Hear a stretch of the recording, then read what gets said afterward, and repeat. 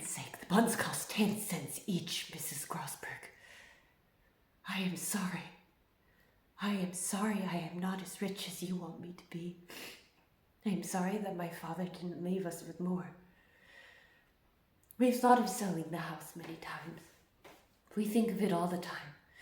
Don't think we haven't. But it's complicated. All our memories of my dad are tied up in it, and it's hard just to walk away from that, even if it seems sensible.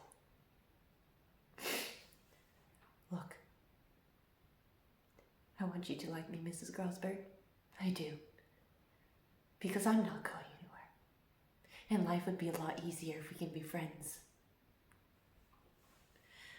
I love Arthur. I love him.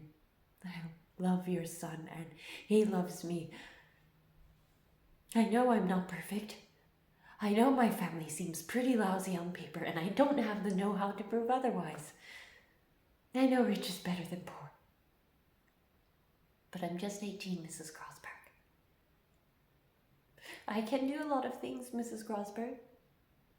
But I can't make myself rich. I can't make my daddy alive. And I can't make him more responsible with his money when he was alive. I can tell you he was great. And I loved him a lot. And I miss him a lot. I can tell you that.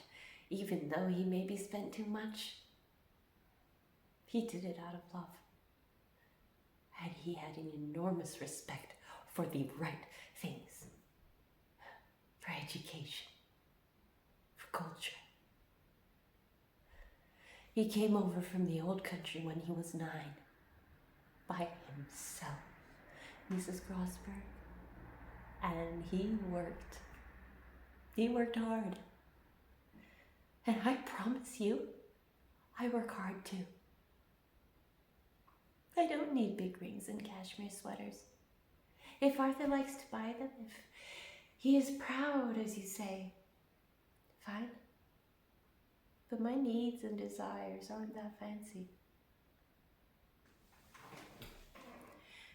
I'm going to put school on hold and work to support him while he's finishing his philosophy degree. And I know, there aren't a lot of rich philosophers, Mrs. Grosberg. But that's okay by me.